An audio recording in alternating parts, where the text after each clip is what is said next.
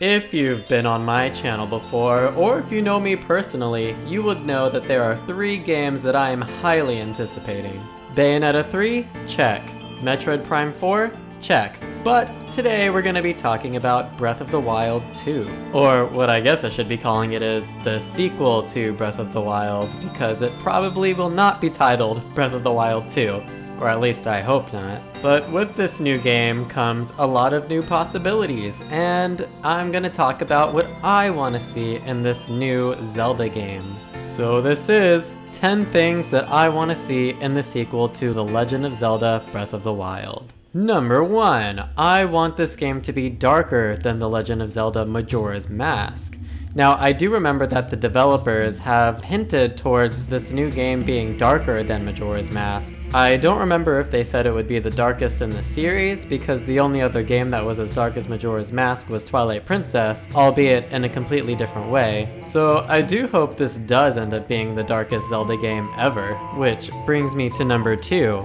I want this to have even more psychological horror than Majora's Mask. Majora's Mask was dark in a psychological horror type of way, and Twilight Princess was dark in a war-ridden world kind of way. And if we can tell anything by this trailer, I would say that this game looks like it's gonna be a mix of both. Even Twilight Princess kind of fell into psychological horror, even if it was only for one segment. When Link had that one dream after the water temple with the story of the Twilight Realm and that relic that they used for the power. Hylia had like the knife, and then Link goes all evil, and then he's running towards nothing, and there's like darkness and magic and grr, and you know what scene I'm talking about. Anyways, I want to see some scary, mind-boggling shit. I'm talking like Happy Mask Salesman, horror type, brain fucking shit here. Full stop. Turns out Link was dead the entire time theories type shit. I want it. I want to be mind fucked by this entire experience. Please, give it to me.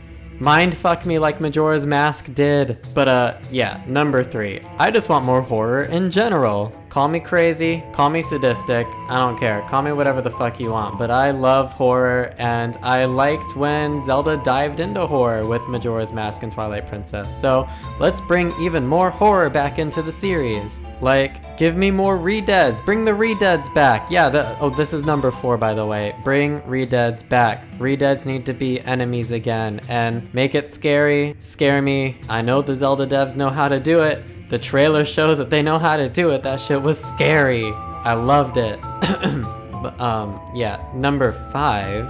I want this game to be emotional as fuck. That's right, I want more stuff like what we had in Majora's Mask. Not to sound like a broken record or anything, but Majora's Mask, let's talk about it again. It had a lot of really emotional moments, like the whole thing with the mummy dad and the purifying, and then the whole marriage wedding thing with the dude and the girl. Oh, and don't even get me started on the Skull Kid story.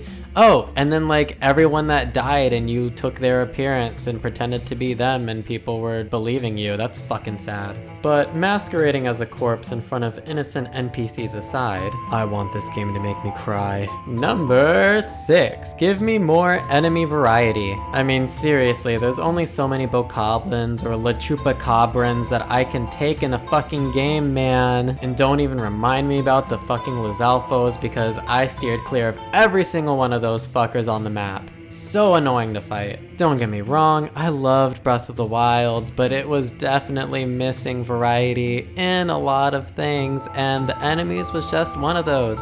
I mentioned earlier, bring back the Redeads. How about we get some Dynalphos instead of some Lizalfos? Give us some like scary ass spider enemies or some shit. That'd be nice too. And speaking of lack of variety, please, number 7, give us some big, diverse dungeons in this game. The 4 divine beasts and the shrines all looked the same, and it's so sad because the game was so pretty, and then you go in and it's all this like mechanical shit. Don't get me wrong, I liked some of the things that they did with some of these shrines. Like, I thought it was cool how some shrines had a lot of water, some shrines had a lot of ice, and it just kind of made it look cool. Like you weren't expecting that when you came in because you're just expecting more metal. But even still, imagine going into a shrine or a dungeon and just not expecting what to see at all as far as the entire aesthetic of the dungeon is. They don't even have to do the typical fire dungeon, ice dungeon, water dungeon thing again, but like, just give us something cool, make each dungeon unique and stick out visually as well as mechanically. Mechanically as in like gameplay, not mechanically as in more metal. Unless it's just one dungeon. I can do a dungeon of metal as long as all the rest aren't metal, but anyways, moving on. I want to see Zelda play a bigger part in the story. And you know what? Not even just in the story. I want her to be involved in the gameplay in some way as well, even if it means playing as her. I personally think it would be cool if you could play as both characters by switching off and each character can do things that the other one can't. Or maybe they each have an individual story that happens simultaneously as the other person's and you play through both. Just a wild idea, no biggie. Oh, yeah, I'm the fucking worst at this. That was number 8, by the way. So like, yeah, number 9. I want more emphasis on the towns and locales that you experience through the game. Again, don't get me wrong, I loved Breath of the Wild, but let me tell you, that game did not let you focus on a single damn thing as much as you wanted to. And I think that kind of came with the territory of having this place in a post-apocalyptic world. But I mean, come on, we could have used some cooler towns. The whole absence of Castletown was a depressing thing in itself.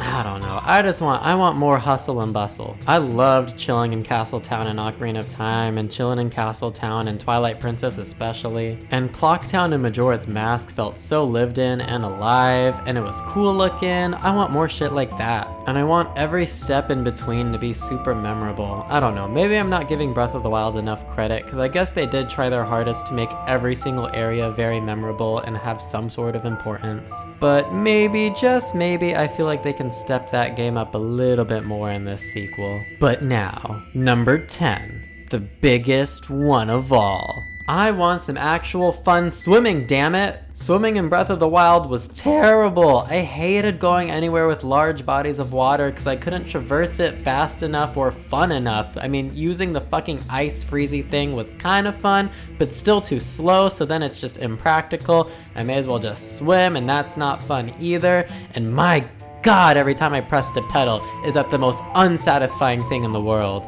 And I was not about to open up that god-awful menu to take out Zora armor every time I wanted to swim faster. Yes, okay, I admit it, I'm a broken record by now, but let me just say it, we need swimming like what we had in The Legend of Zelda Majora's Mask. No, not that shit they gave us in that 3DS remake. The real fucking deal is what I'm talking here. Hell, even just give us the swimming from Twilight Princess, just anything but that terrible swimming from Breath of the Wild. I hated it. And man, I really can't stress that enough. Anyhow, thanks for watching everyone. I hope you really enjoyed the video. So why don't you go on and leave a little like and subscribe or something, and come back for when I have more videos out. Oh, and not to mention, at the time of this recording, I have 0 patrons. So if you would like to support me on Patreon, I have that linked in the description, as well as my social medias if you want to follow me on there. Okay, now that I'm done sounding like a snake, thanks for watching, and I'll see you guys next video. Bye bye.